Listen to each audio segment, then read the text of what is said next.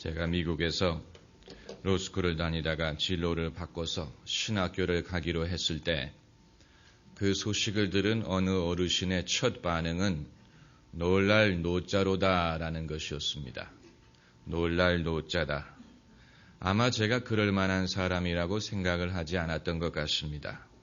사실은 할렐루야 이런 식으로 반응을 해야 되는데 그게 아니고 놀렐루야 이런 식으로 반응을 했으니 썩 반가운 일은 아닙니다만은 하긴 놀란 것은 저도 마찬가지입니다. 저도 저의 인생이 이런 식으로 될 줄로 기대를 하지 못했으니까 제가 저의 삶을 예수님을 섬기기로 맡긴 이후에 거의 모든 일들은 기대하지 않던 일들의 연속이었습니다.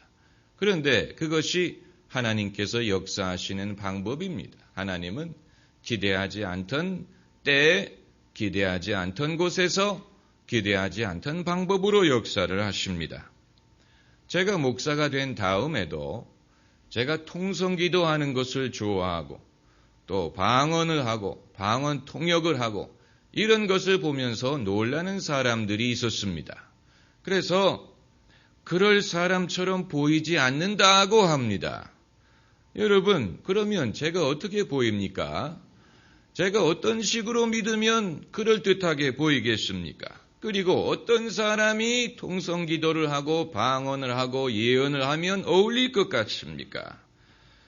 전직 방송인 출신인 어느 교인이 산상기도회에 가셔서 박수를 치면서 찬송을 부르고 통성기도하는 것을 보고 저희 집사람이 의아하게 생각한 적이 있습니다.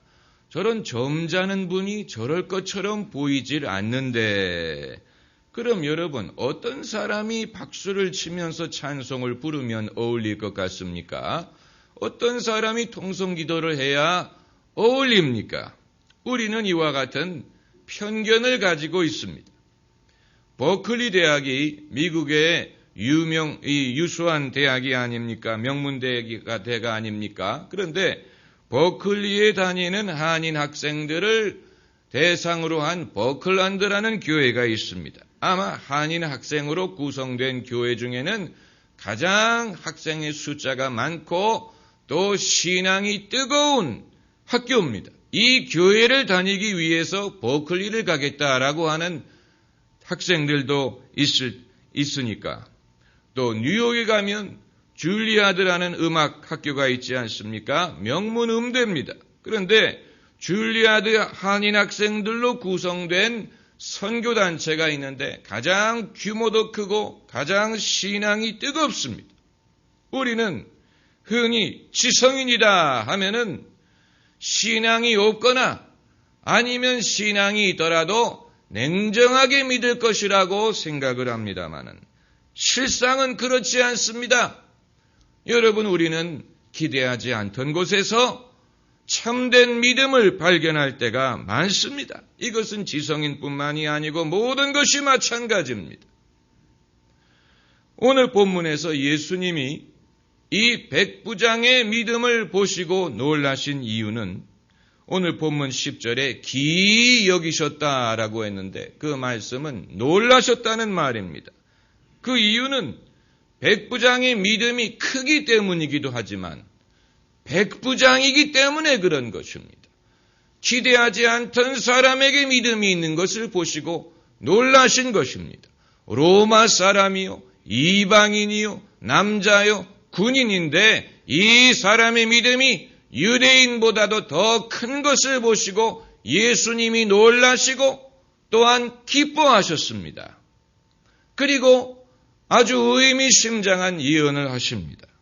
예수님 말씀에 이스라엘 중 아무에게도 이만한 믿음을 만나보지 못하였노라. 또 너희에게 이르노니 동서로부터 많은 사람이 이르러 아브라함과 이삭과 야곱과 함께 천국에 앉을 것이다. 이것은 장차 많은 이방인들이 동서에서 와서 아브라함, 이삭과 야곱의 천국의 자리에 앉게 될 것이다. 다시 말하면 많은 이방인들이 하나님께로 돌아올 것을 예언한 것입니다. 신학자들은 마태복음이 이방인이 아니고 유대인들을 대상으로 기록한 복음서라고 봅니다. 왜냐하면 마태복음에는 유대인들만이 이해할 만한 그런 뉘앙스와 단어들이 많이 등장을 하기 때문에, 그러나 마태복음의 초반부에 이러한 예언을 기록한 것은 의미심장한 것입니다. 기독교 신앙이 유대인들 중심으로 시작됐고, 예수님이 유대인으로 오셨고, 예수님의 제자들이 유대인 출신이었지만, 그러나 장차 이 신앙이 이방인들에게 전파되고 이방인들이 기쁨으로 복음을 받아들이게 될 것이고, 그리고 오히려 유대인들은 바깥 어두운 데로 쫓겨갈 것이다 라는 것을 예수님이 예언하시는 것인데, 그 놀라운 예언이 이 이방인 한 사람의 믿음을 보시고 말씀을 하신 것입니다. 이 백부장은 한 사람에 불과하지만, 그러나 이 한 사람이 예수님을 믿음으로써 장차 그와 같은 많은 사람들이 발생하게 되고 많은 사람들이 나오게 될 것을 예표적으로 보여주고 있습니다. 왜냐하면 이 백부장 이전에는 그런 사람이 없었습니다. 그러나 이 백부장 이후에는 그와 비슷한 사람들이 많이 생겨나게 되는데, 그래서 예수님이 십자가에 달리셨을 때 이 사람은 하나님의 아들이었다라고 고백한 사람도 로마 백부장이었고, 그리고 로마 사람으로 최초로 성령을 받은 고넬료도 백부장이었습니다.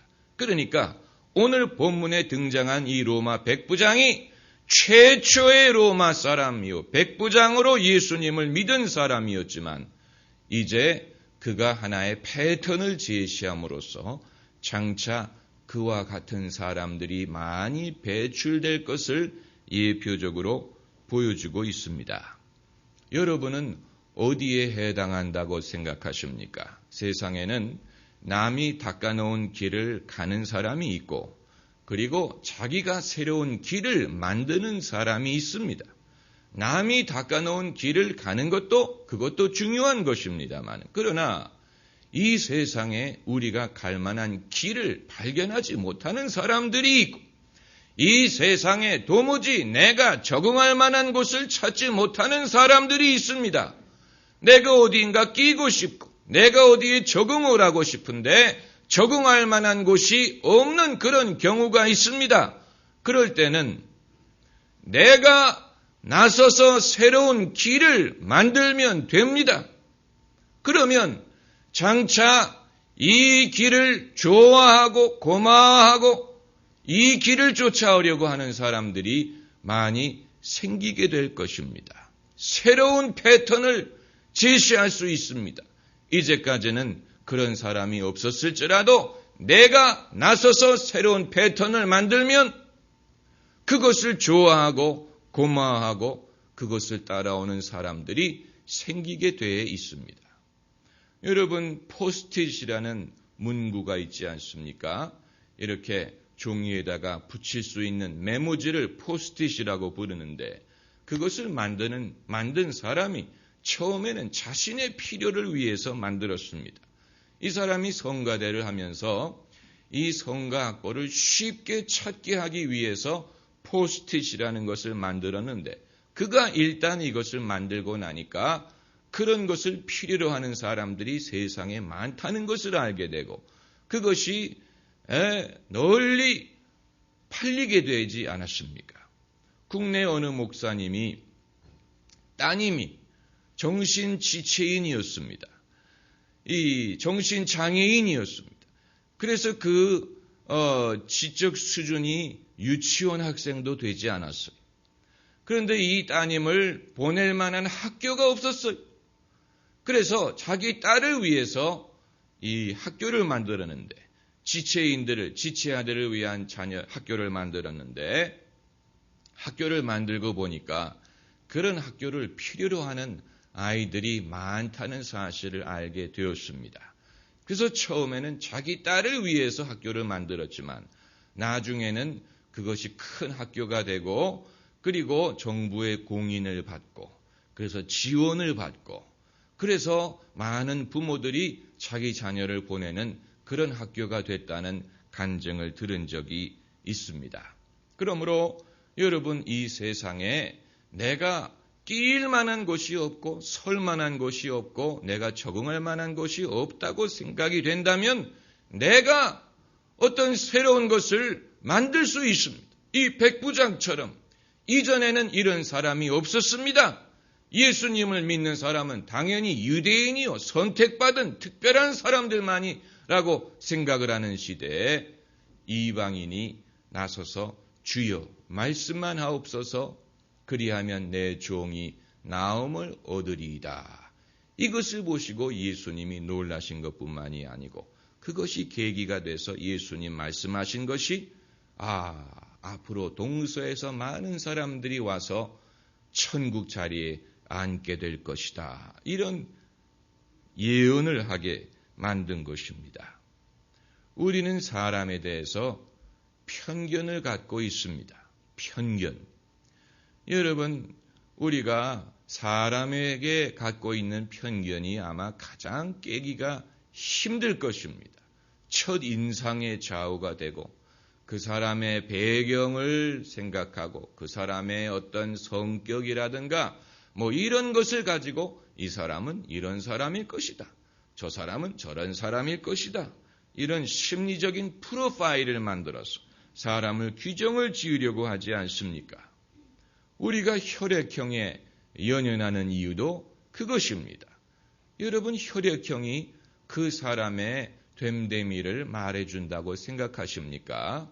여러분, 혈액은 생명을 지탱해 주는 것이지 그 사람의 성격을 규정짓는 것은 아닙니다. 또 여러분, 사람의 띠를 물어보십니까? 무슨 소띠냐, 뱀띠냐, 쥐띠냐, 원숭이띠냐.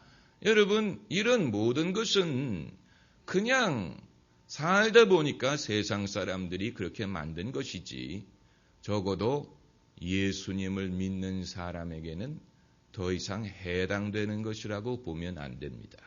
왜냐하면 예수님 안에 있는 사람은 하나님이 주관하시기 때문에 그의 인격이든 그의 운명이든 그의 미래든 그의 됨됨이든 이런 모든 것을 하나님이 주장하십니다. 이제 더 이상 그의 혈액형이든 그가 어느 날 태어났든 그의 배경이든 이런 것이 그 사람의 인생을 주장하지 못합니다. 여러분, 이 사실을 믿어야 됩니다. 그러므로 저는 사람들에게 혈액형이 뭐냐고 물어보지 않습니다. 수혈을 해야 될 경우를 제외하고는. 띠가 뭐냐고 물어보지 않습니다. 아무렴 어떻습니까? 왜냐하면 이런 것은 하나님의 역사를 제한할 수 있는 것이기 때문에 그렇습니다. 중요한 것은 그 사람에게 믿음이 있느냐, 그 사람이 성령으로 충만하냐, 하나님이 이 사람과 함께 하시느냐, 이것이 중요한 것이지 그 이외에 인간에 소속된 것은 아무렴 어떻습니까? 이전 것은 지나갔으니 보라 새 것이 되었도다.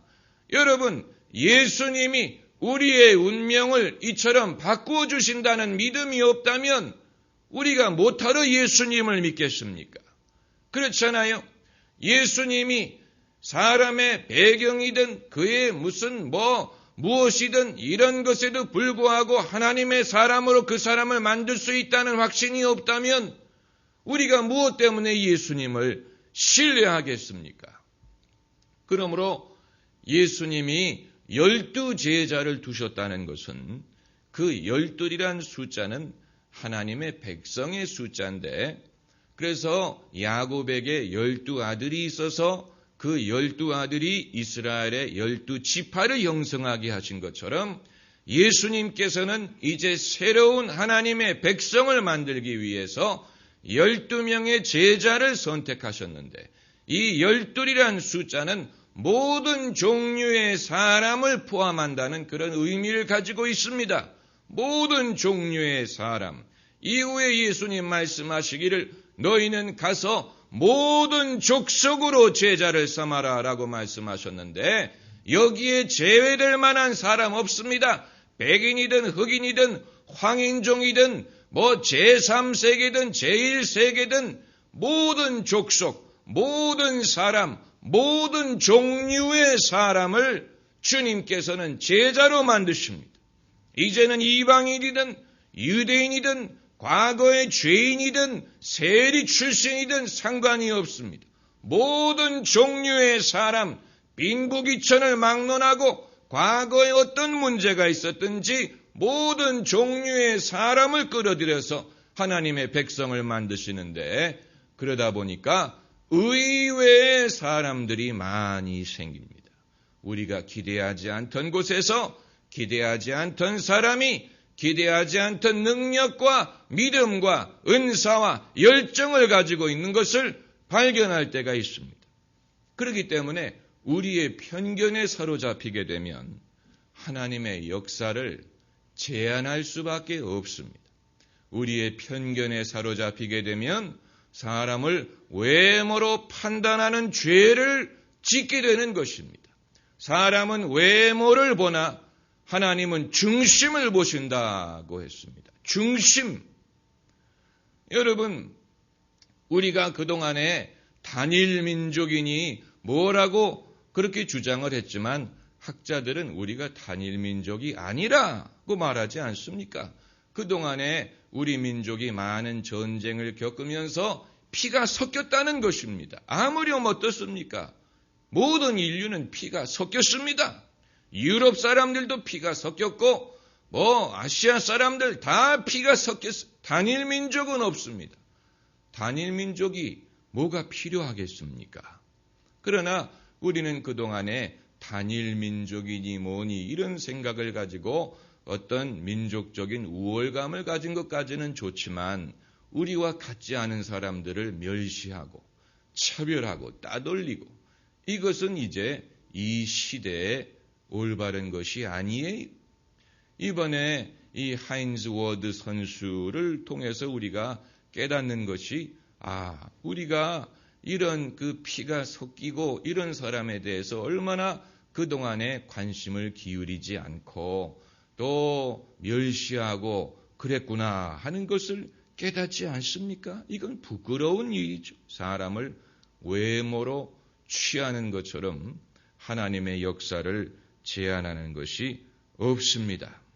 그렇기 때문에 제가 여러분에게 여쭙고 싶은 것은, 예수님을 잘 믿을 만한 사람은 어떤 사람이라고 생각하십니까?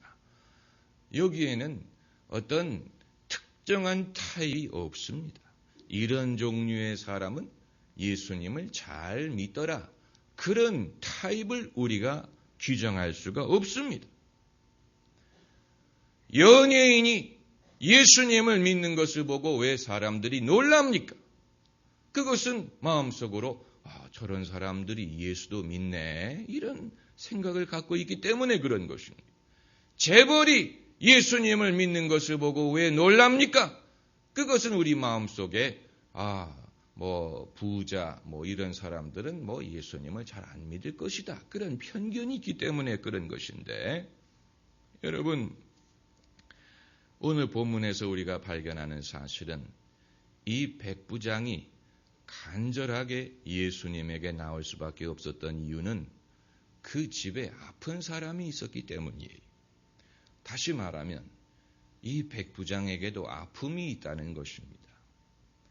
여러분, 이 세상에 아픔이 없는 사람은 없습니다. 부자든 연예인이든 지위가 높은 사람이든 겉으로 보기에는 냉정하고 어떻게 보인 사람이라고 하더라도 이 세상에 아픔이 없는 사람은 아무도 없습니다. 베드로도 예수님이 베드로의 집에 찾아가셨더니 장모가 열병을 앓고 누워 있었다 그랬어요. 사람의 집에 찾아가 보면 겉으로는 볼 수 없었지만 그 집을 찾아가 보면 그 집에 숨겨져 있는 아픔이 있습니다. 이 백부장의 집에도 아픔이 있었습니다.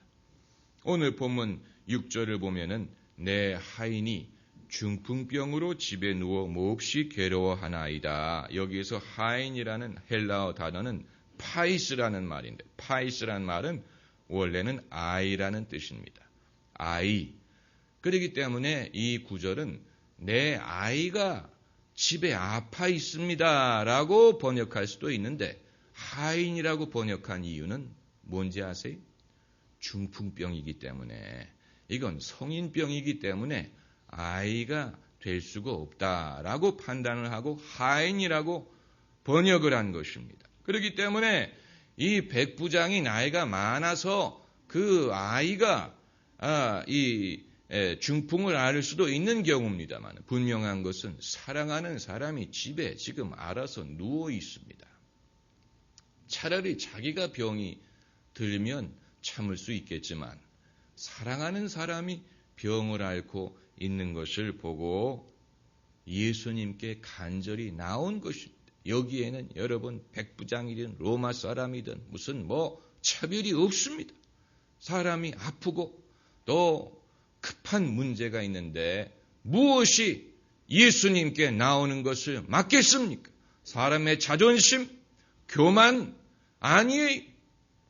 사람의 아픔은 사람으로 하여금 하나님을 찾게 만들고 사람으로 하여금 자신의 능력의 한계를 깨닫게 만듭니다. 세상 모든 사람에게는 이런 아픔이 있습니다. 그런데 이 아픔이 있었기 때문에 이 백부장은 예수님을 찾을 수가 있게 되었습니다. 그러니까 어떻게 보면 그것이 그에게는 축복이, 그것이 있었기 때문에 그가 예수님을 만날 수 있는 길이 열렸습니다. 그러므로 그 아픔 자체는 괴로운 것이지만 결과적으로 봤을 때는 그것이 있었기 때문에 이 사람이 이방 사람으로 최초로 이스라엘에서도 볼 수 없는 믿음을 갖게 만든 것입니다. 사람이 공짜로 믿음을 갖는 것이 아니에요. 믿음은 은혜로 얻는 것이지만 그러나 그 믿음을 얻게 되는 과정에는 아픔과 고난과 여러 가지 우여곡절과 이런 경험이 있고 그리고 사람이 믿음이라는 것을 갖게 되는 것입니다. 그러므로 아픔 자체는 고통스러운 것이지만 그것으로 말미암아 예수님 앞에 나올 수 있게 된다면 여러분 중요한 것은 예수님께 나오는 것입니다.